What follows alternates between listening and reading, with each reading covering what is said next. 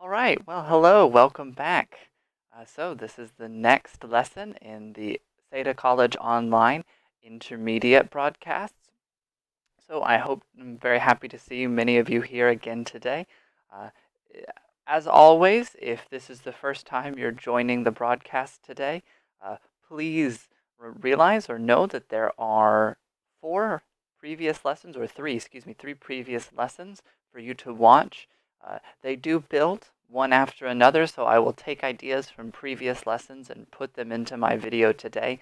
So always feel free to go back and watch them again, or if you've already watched them, you can see me all more and more. Okay, so get your computer set up, get in a comfortable position on your sofa, bed, couch, or wherever you're watching, and get ready because we have a very good lesson today. Okay, so I'm going to begin with the lesson overview, and today we're going to focus on three things: grammar, vocabulary, and a very good pronunciation segment for today. So the grammar, we're going to talk about the comparative and the superlative, what they are, how to make them, what they're for, and we'll do some practice for those as well. For vocabulary today, we'll talk about transportation. This is something where you see comparative grammar a lot, so we're going to try and link those. And then pronunciation. We're going to have a specific focus on pronunciation. And for these three different sounds, ch, sh, and j, or j, you can spell it two different ways. We're going to have this focus on pronunciation because there are many words in the transportation vocabulary which use these sounds. And I know they can be complex for speakers whose languages do not have them. Okay, so let's begin. So looking at the comparative to start today. So the meaning of the comparative. I don't know, maybe you can guess. What is it? Well, it's to compare. Comparative. I think that aspect is somewhat clear. So it's the feature in language to allow you to talk about two different things and talk about the qualities of them. And so how do we make it? Well, this is kind of the complex part of the comparative in English. The meaning, simple and clear, to compare. Um, but our forms are very diverse and somewhat inconsistent in English for some reasons I will talk about in a moment. So the first form I'll talk about is the ER-IER. So in one or two syllable words, you can use the ER ending and the word than to make the comparative. This is mostly for one syllable words. The only time we have two syllable words is when they end with a Y. And this takes the IER ending. So something like busy would become busier. I'll have some examples of that below. But those is essentially it. That is how you make the comparison with adjectives. If you want to make the negative comparison for this, we say not as adjective as. So not as tall as. We don't have a direct negative comparison, so we use this structure not as, and then the ER, IER to make the positive comparison. So two syllable words, what do we do with them? Well, any two syllable word or three or four syllable word that does not end in Y uses more than and less than, just directly. More more expensive than, less expensive than, just directly. And then maybe you want to say that two things are equal. So how do we do that? Well, we have two ways. We can say the same as, but that means identical, exactly the same. So this one's somewhat specific. If you just want to say they are equal for this or that quality, you can use as, adjective as. And there you will see that it means equal. So not means less in this setting, and positive means equal. So that one's a little tricky, and we'll do some practice with this as later in the lesson. So here are some examples for you to see. So my sister is older than me. So here we have a one-syllable adjective, old. Follow the rule, add er. My sister is older than me. Uh, Always know that after this word an or than, you have two choices. You can say the object pronoun, me, her, them, us, or you can say the subject pronoun if you say the verb again. So I can say my sister is older than I am. That's okay. My sister is older than I am, or my sister is older than me. But don't mix them. So you cannot say my sister is older than I. That's incorrect. It needs to be object pronoun if alone, me, her, him, or subject pronouns with a verb, I, she, he. That's when it's okay. Another example, your apartment is less expensive than mine. Very direct, we have a three-syllable word, expensive.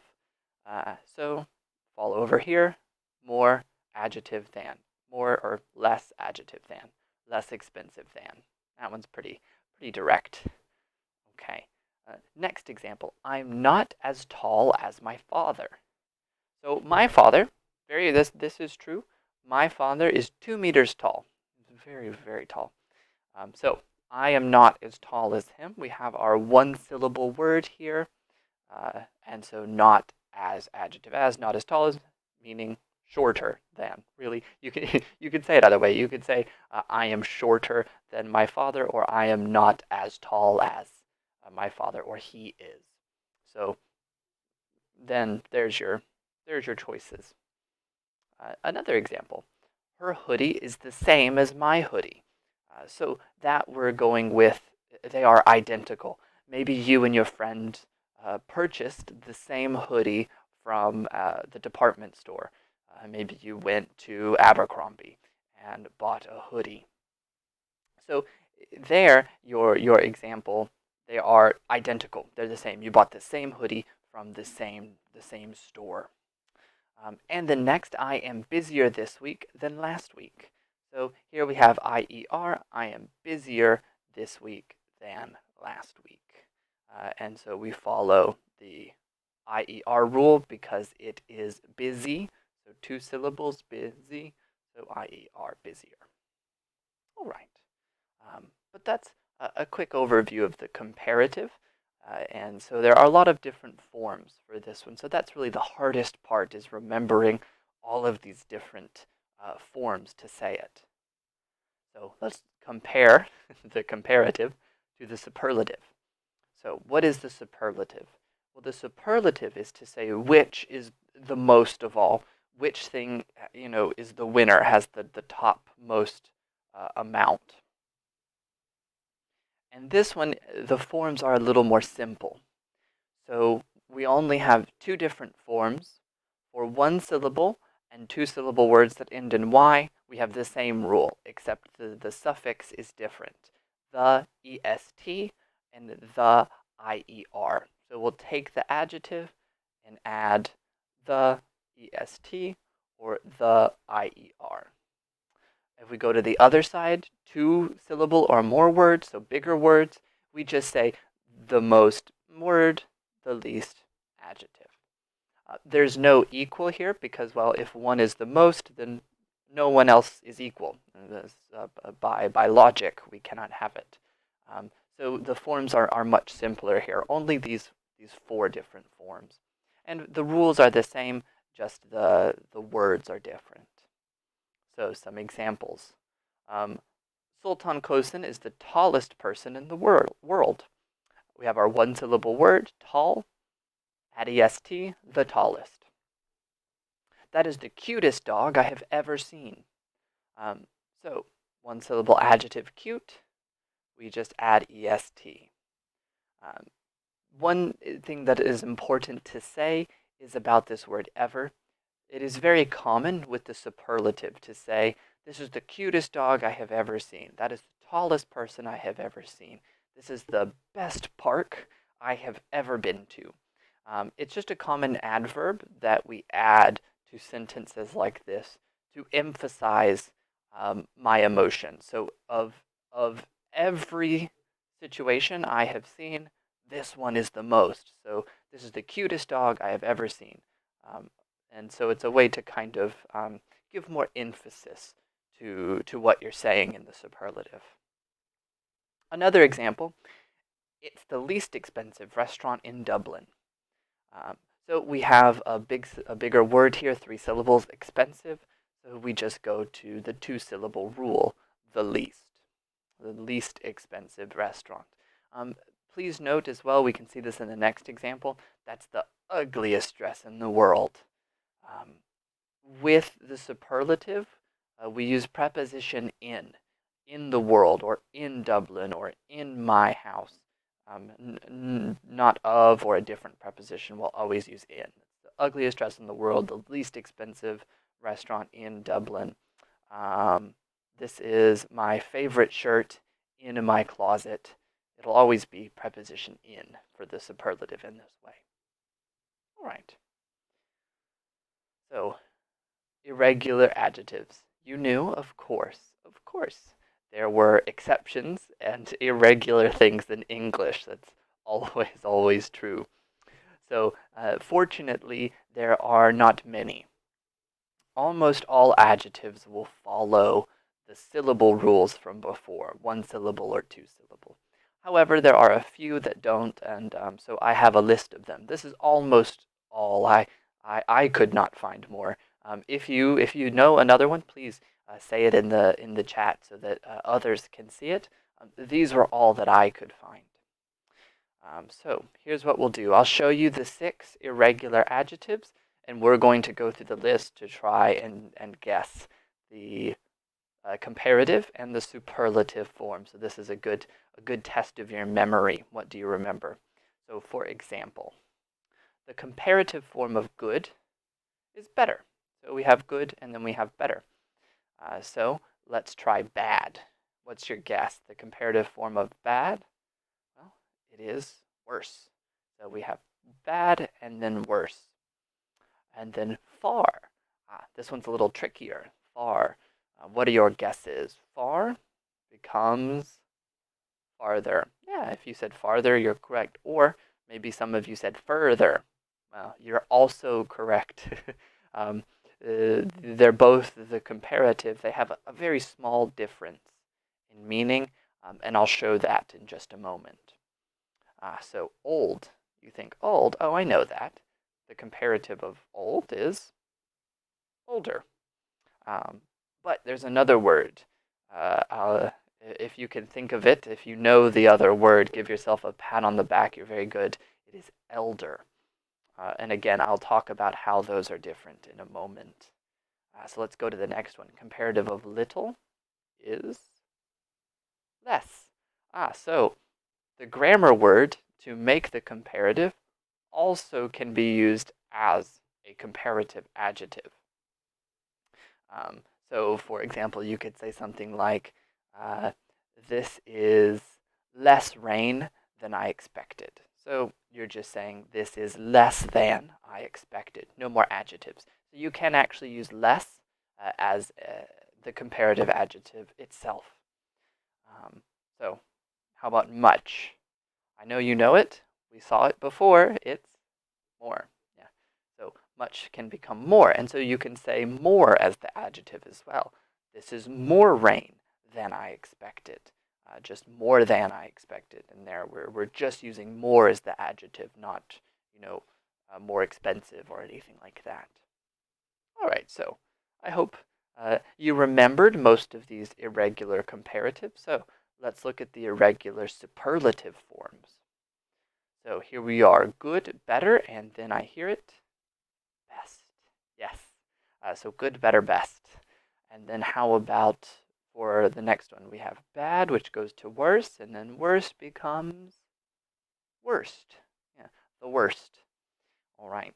And then so farther becomes farther or further, and then those become farthest and furthest. So I hope you said those because then you are correct. So Like I said, we'll talk about those in just a minute. I'll explain how they're different.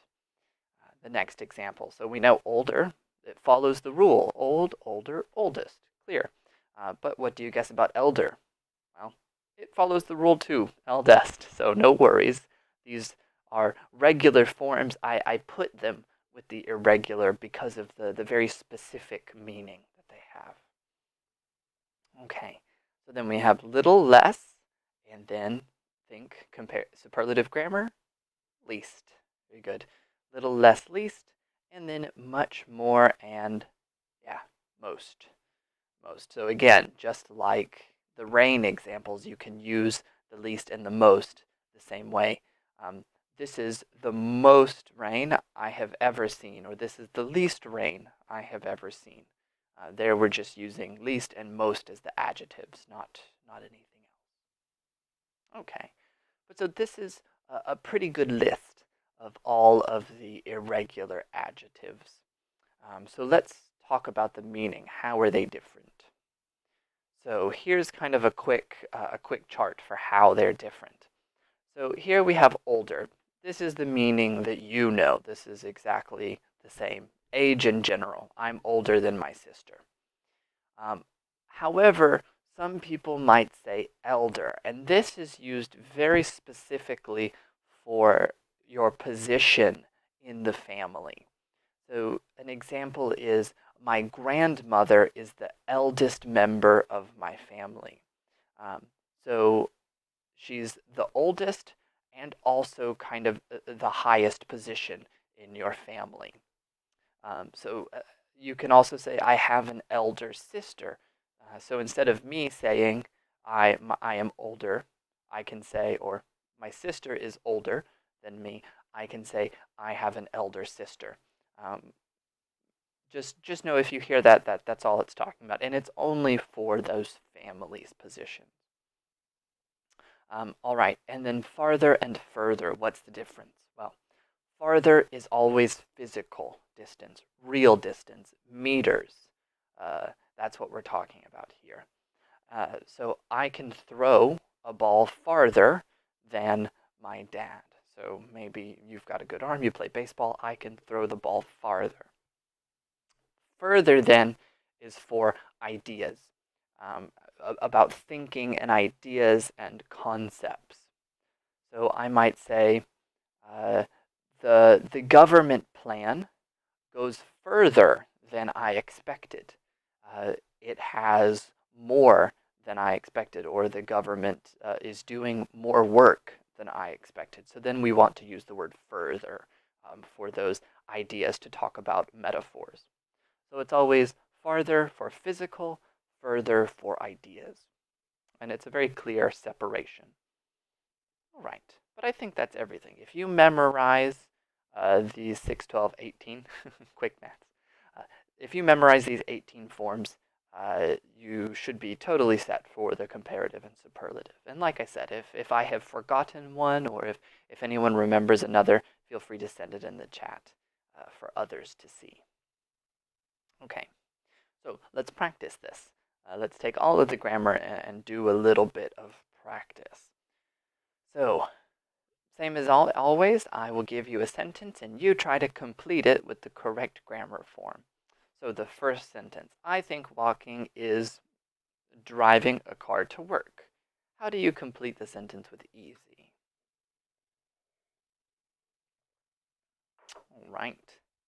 Well, if you said easier than, you are correct. I think walking is easier than driving a car to work. All right. Number 2, London is much New York. What do you think? Well, if you said older than, correct. London is much older than New York. And it's true. It is much, much older. Okay. Next sentence. David thinks this is movie ever. So key there is that word ever. That's a very good clue of how to complete this one. So is the best. Yeah. So David thinks this is the best movie ever. So there we go. Whatever movie, I don't know what, but it is the best. All right. Next example. My mother should drive Hmm. This one is the word slowly. We haven't talked about adverbs yet, but don't worry. Just like comparative adjectives, adverbs follow the same rules. So it is exactly the same. So it is, my mother should drive more slowly. Um, you could say, I drive more slowly than my mother. They follow the exact same rules. One syllable adverbs like fast become faster, fastest. Two or more syllable ones become uh, more or most, so more slowly, more quietly. They work exactly the same. Okay. And then final example, this meal isn't the last meal we ate here. Word adjective is delicious. Have a guess? I think so. This meal isn't as delicious as the last meal we ate here. So here we have an as. You could say this meal is less tasty than the last meal we ate here. But more naturally in this situation, we would say as, because I want to compare the positive idea, deliciousness, but I don't have a negative way to say it. So I say isn't as to make that comparison, isn't as delicious. All right. So now let's look at some more practice. This time it is correct or incorrect. So I show a sentence. A bus is much slower train. You tell me correct or incorrect. If the sentence is incorrect, try to fix it. So a bus is much slower train. What do you think? Yeah, it is incorrect, and the correction is than a. So a bus is much slower than a train. You always need the word than in the comparative. You don't need it for the superlative, but for the comparative, you must have it. So here's another example. Tom is the tallest person in my school. Correct or incorrect?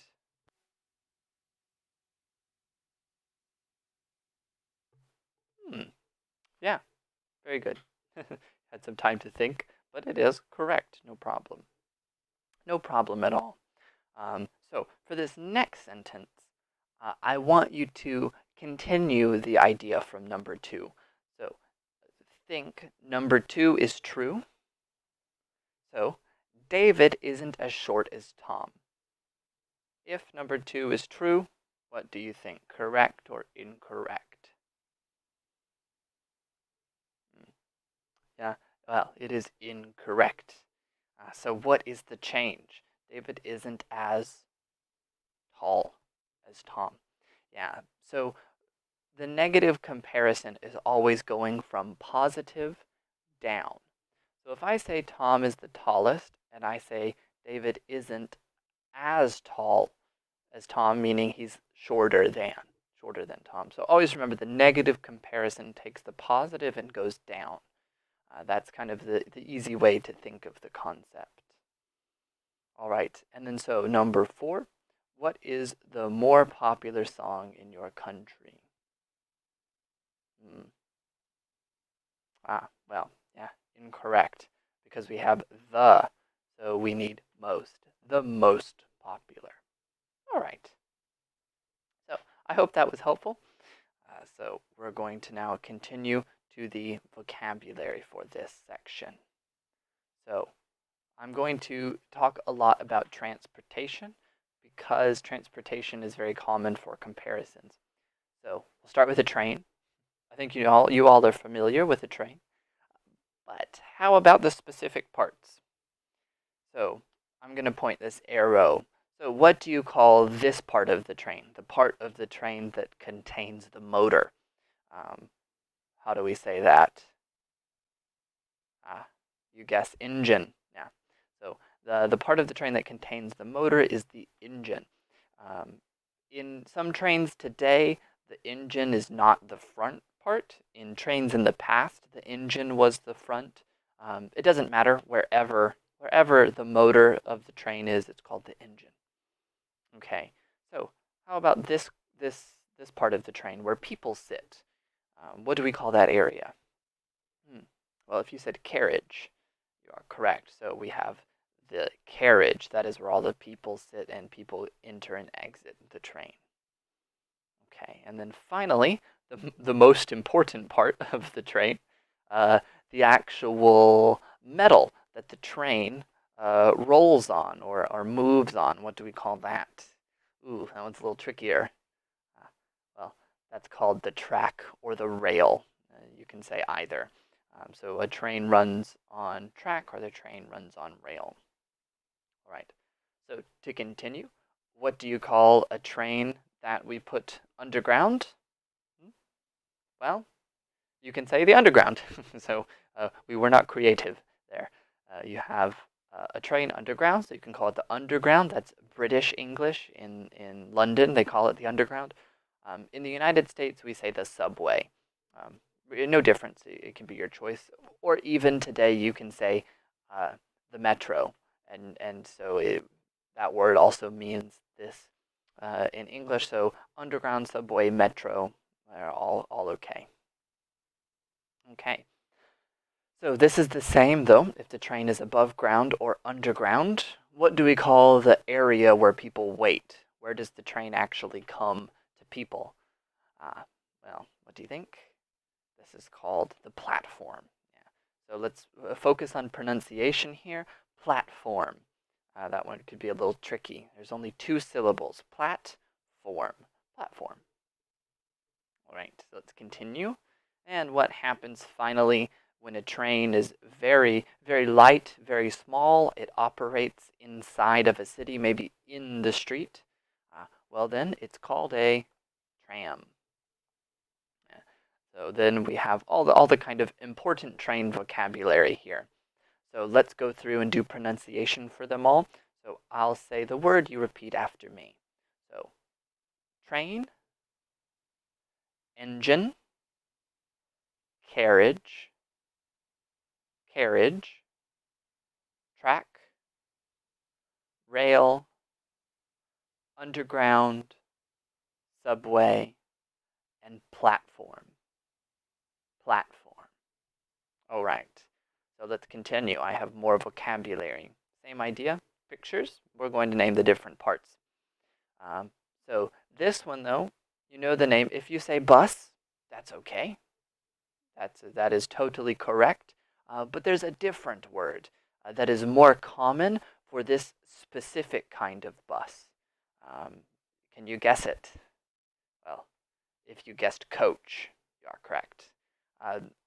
So a bus is kind of the overall word for any big car like this.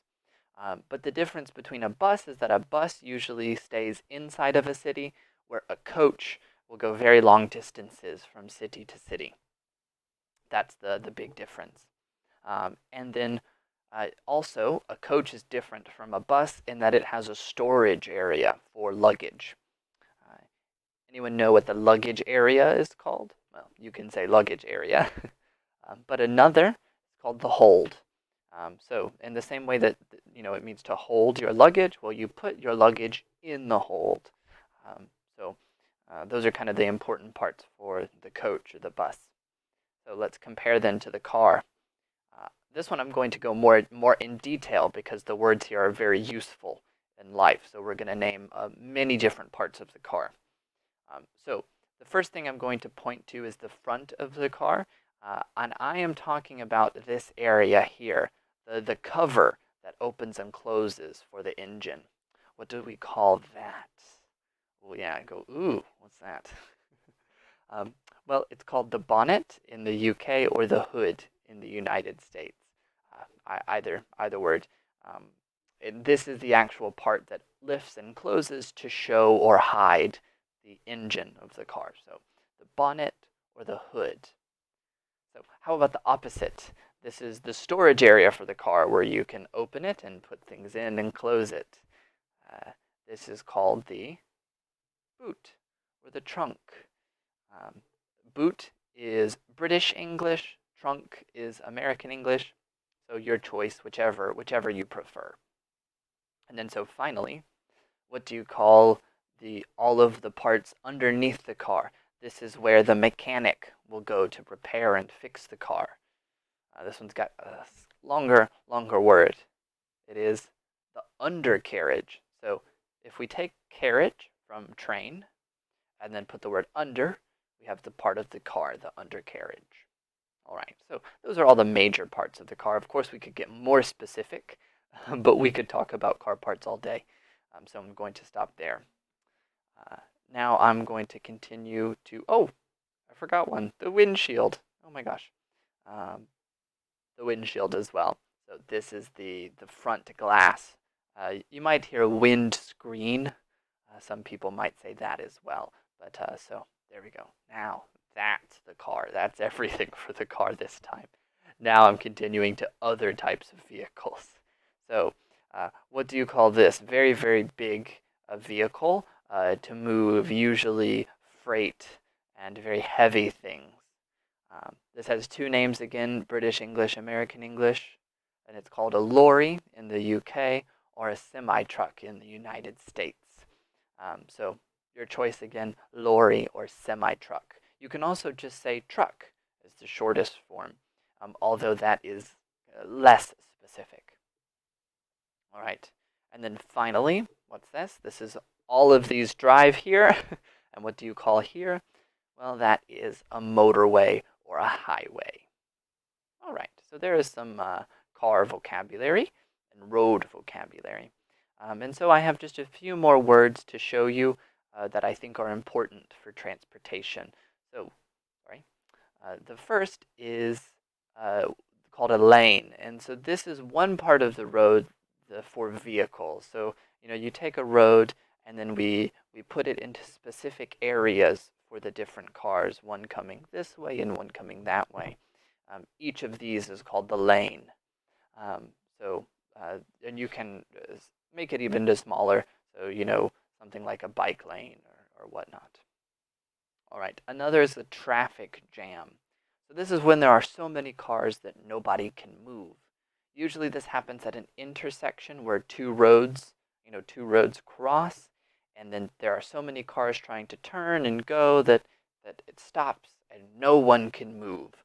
So this is called a traffic jam. Another is pedestrian zone. This is becoming more popular in cities today around the world. And this is where the city says no cars, only emergency cars, usually like police officers and health cars, ambulances, police officers and ambulances. Those are usually all that's allowed here, and this is called a pedestrian zone, so only for people to walk. Another is a taxi rank.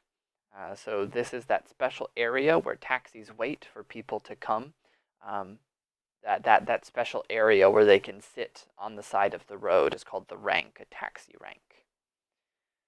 And then finally is the question. So for all of this travel and transportation, the important thing to know is the question, how long does it take? So we use verb take here to mean travel. And we always ask how long. So how long does it take is meaning how many minutes do you need to travel. So just know that it's kind of just a specific way we ask this question in English. So let's look at some examples of all of these words. So number one, we need separate lanes for buses, cars, and bicycles. That's my opinion.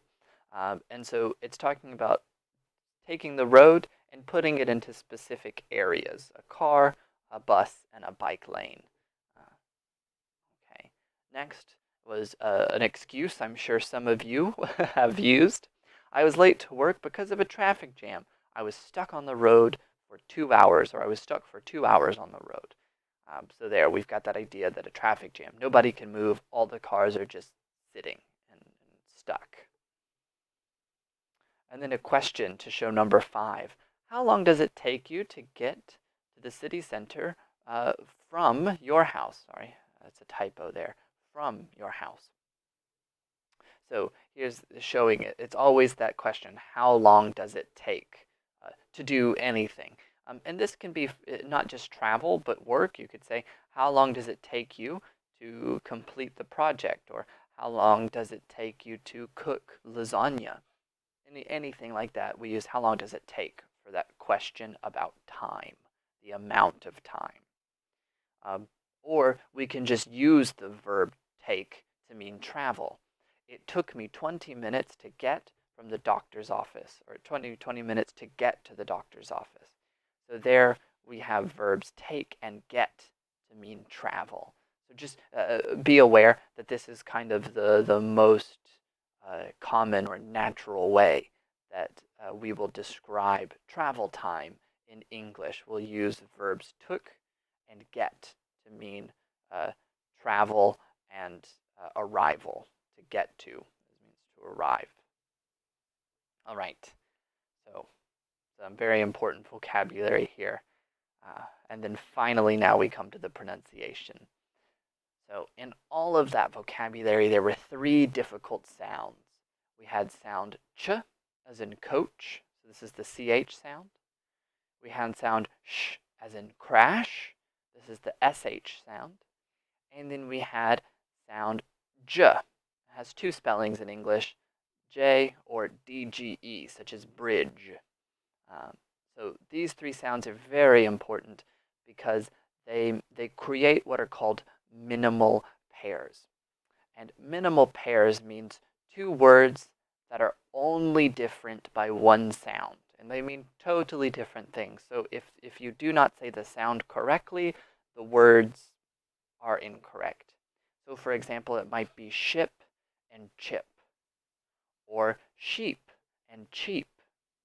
Or another one, going now to the next, choke and joke, or chain and Jane. So this is why these sounds are so important, because they're very common all throughout these travel words. And I said them in other examples: bridge, luggage, and then we had coach or crash. All of these are common words for transportation. So what's actually happening? And don't worry, this is your mouth. So it's a very strange drawing of your mouth, but believe me, it is your mouth. So what this is you turn your head and then you cut your face down the center. And so this here, this is the cavity, the middle section of your mouth. And we have your tongue, your teeth, and your lips here. So, as you know, I am an English teacher. I am not an artist. So this is the kind of simplest way to show these things. So for all 3 of these sounds, your tongue is moving behind your teeth to the kind of hard upper portion of your mouth. So you've got your teeth, and then behind is kind of a bumpy section. And then behind that is a place that begins to move upward. That is where these sounds happen. I know it's kind of strange. So if you follow your mouth from your teeth to the bump, to the area moving up, that is where we're talking about. So that's where all of these occur. So for j and ch, we have contact in that area. That's what this arrow is pointing to. Your tongue actually touches and stops the air from exiting your mouth. And the only way they are different is by the vibration here in your throat. So if you go ch, ch, ch, and you touch here, there's no vibration. If we remember from our ED pronunciation a few days ago, it's the same idea of vibration. So touch your throat, ch, ch, ch. No feeling. But let's do this sound now, the J sound. J, j, j. Yeah, now we have vibration. Now I can feel movement in my throat. So they're the same sound. Both are happening with your tongue touching that slope, that upward move in your mouth, and going ch or j. On the other hand, we have sh. So this one is a little different because there is no contact. So it's the opposite. So ch, your teeth, your tongue touches. Sh, sh, sh. There is no touch. This creates a small gap. Oops, sorry. For air to flow constantly through. Shh, shh, shh. It's the same sound as if you are telling someone to be quiet. So that is how those two are different. So let's try to practice saying these together to make this difference. So I will say one and you try to say the other. So ship, ship. All the sh here. Now let's go to ch. Chip, chip. All right, next. Sheep, sheep. Cheap, cheap. All right. Now let's try this one, the next two. So comparing ch and j. So choke, choke, and joke, joke, choke, joke. It can be harder to hear, but that's that only difference here, that vibration. J, j, joke, ch, ch, choke. All right, next, chain, chain, and Jane, Jane. So again, only difference is vibration. So be very careful with these sounds. I know, for example, these are sounds that Spanish speakers can have problems with because they are not common or they are not used in the same way in Spanish. So these are very important sounds, and so that's why this chart, I think, is the best way to do it. Realize what is happening in your mouth, how does it actually work, and then you can practice. Because your mouth is just like an instrument, just like a trumpet or a flute or a saxophone. And so for years, you have practiced speaking in your language, in your way, and in the way that is used in your language. And now, all of a sudden, we say, no, no, not your way, English's way, this way. And your mouth goes, what, but how? So it's just something to think about and to be aware of, so that you can begin to practice using your mouth in this new configuration, this new way, and thinking about sounds in a new way. That's really the best recommendation I have for pronunciation. All right. So that's everything for today. Whew, that was a lot of information, a lot of vocabulary, especially today. So I do recommend downloading the notes at the end of this lesson, and then you have all of my pictures with my arrows pointing to the different parts of the vehicles and cars, so that you can review yourself and maybe test yourself about what these words actually are. Okay, and so as always, here's a quick summary of everything we talked about today.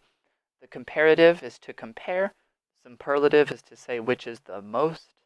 To make the comparative, we have a total of 5 forms: ER and IER, more or less, and then as for equal, the same as for identical, and then not as if we want to say less than, essentially. On the other hand, the superlative, fewer forms: the EST, the IER, the tallest, the busier, or sorry, that should be EST. The busiest, and then the most or the least, the most expensive, the least expensive. And so the rules, what's the difference? So 1 and 2 syllable endings in Y are ER, IER. And it's the same for the superlative. 1 and 2 syllable ending in Y is the EST or the IEST. So that's always the rule. The fastest, the the tallest, the oldest, taller than, older than, faster than, or busier than, hungrier than, the hungriest. always those ways. And then so anything more, 2, 3, 4 syllable words will always be more than, less than, the most, the least. And then do remember the irregular forms because they're very common, but there are only 6, so it's okay, not too many, but don't forget the irregulars. In addition to all of the grammar, we talked about transportation vocabularies, train and hold and all that stuff. And then we talked about some specific sounds for pronunciation today. Sh, ch, and j. So I recommend practice those. You might sound a little crazy in your room, ch, sh, j, sh. But it's very good. It's very good practice, so I recommend it. All right. Well, thank you all so much for coming today. I hope this was useful. I hope you learned something that you didn't know and that you can maybe tell your friends about. And always remember you can go back to previous lessons to review if you ever forget something. And there are always the slides and the notes for you to download so that you can have everything in your notes for you to read whenever you want. So I always recommend that. Okay, well, I hope to see you again. We'll be back soon with another broadcast.